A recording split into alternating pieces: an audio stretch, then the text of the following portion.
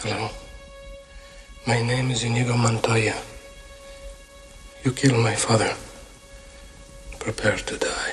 In just a couple of weeks, The Princess Bride will celebrate the 30th anniversary of its release. Just another gem from 1987 that is way too beloved for us to pass up. But considering how much you guys were into our last episode on Spaceballs, we figure you guys aren't sick of the nostalgia just yet. So here are 7 things you didn't know about The Princess Bride. Probably.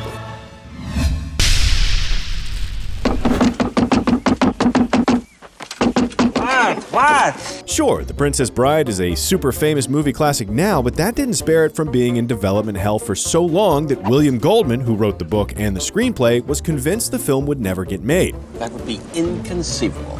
At one point, he even bought the rights to his own book back because the screenplay had been sitting around not getting made for a dozen years. Norman Jewison was attached to direct at one point. Boom, bonus thing. Look who knows so much, huh? And even after Rob Reiner was on board to direct and they were a week away from starting principal photography in England, it still almost didn't happen because they hadn't secured the financing to make the movie.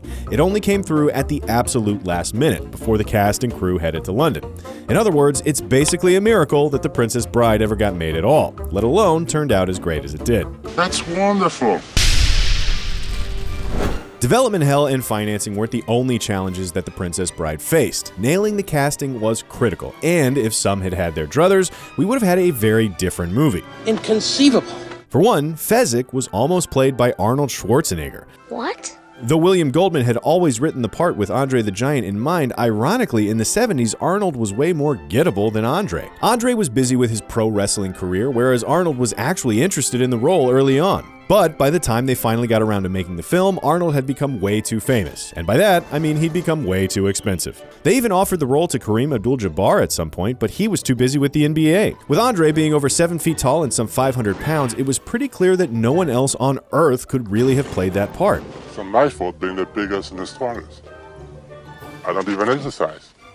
Arnold may be 6'2", but he looks tiny compared to Andre. That other super tall guy is Will Chamberlain, by the way. Andre was so big that once, when he got pneumonia as a young man, he lost 100 pounds in 3 weeks. You've got to be absolutely massive to not only lose that much weight in just a few weeks, but to bounce back from it. Sadly, Andre the Giant passed away at just 46 years old in 1993.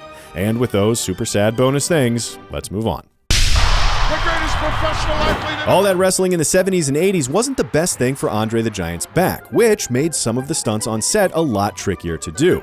Take this scene where Wesley fights Fezzik. They actually had to use a stunt double for this part where Cary Elwes jumps onto his back because Andre simply could not perform the stunt. It would have been excruciating. In every wide shot where Wesley is on Fezzik's back, they use the double, and if you look closely, you can tell the double was significantly smaller than Andre was. Meanwhile, for the close-up shots from the front with Wesley hanging on his back, they had to devise 2 special ramps for Elwes to stand on so that he wasn't really putting any of his weight on Andre. I do not envy you the headache you will have when you awake. But in the meantime, rest well and dream of large women. And here, when he catches Buttercup, they had to have her jump from just a foot or two above the frame, and they had Andre leaning against a board to absorb the impact when he catches her. You can even see the board behind him. We mentioned earlier that The Princess Bride was shot entirely in Europe. Except for one shot. Specifically this shot. As you wish. Rob Reiner didn't like the way he'd directed Peter Falk in the original take, so they redid that one line as a pickup back in LA. Once you know that, it does stand out as slightly off from the rest of the scene. So, you know, sorry I ruined that for you, I guess. Moving on.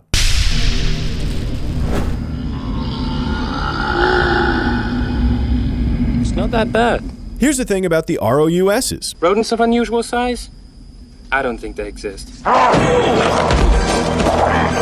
The sounds they're making? That's the director, Rob Reiner. He looped all the sounds while in post, and then they ran his noises through harmonizers and added effects to get the unique sound they have in the film. Reiner nearly lost his voice creating the bass sounds for the ROUSs, only to find out that the sound engineer had forgotten to push record. So he had to do it all over again. Inconceivable! Inconceivable is right. I mean, the sound dude had one job. Next thing.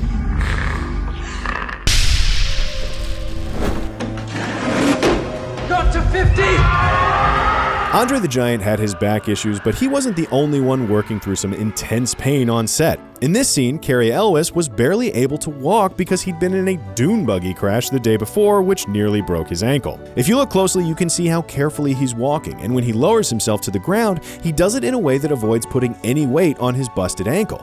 Then, when he has to get back up, he basically does a one-legged squat type of deal to protect the injured side. Elwes insisted on going through with the scenes they'd planned for that day, even though Rob Reiner had wanted to figure out a way to work around the still fresh injury. What a trooper! And what a last thing we're about to get into right now. You can die too, for all I care. Segway! Let's do one more real quick. Let's wrap up with a good old-fashioned Easter egg. Rob Reiner convinced Mark Knopfler of Dire Straits to do the music for The Princess Bride, but Knopfler only agreed to do it on one condition: that they pay him. Inconceivable! You keep using the word.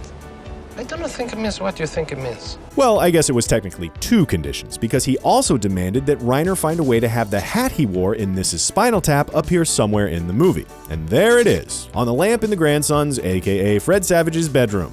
Okay, I guess Reiner sort of took the easy way out by putting it in there instead of finding a way to put it somewhere in Humperdinck's castle, but at least he held up his end of the deal.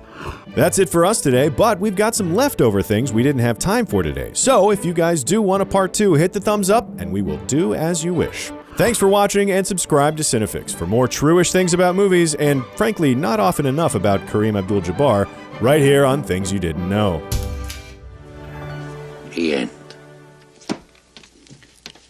Now I think you ought to go to sleep.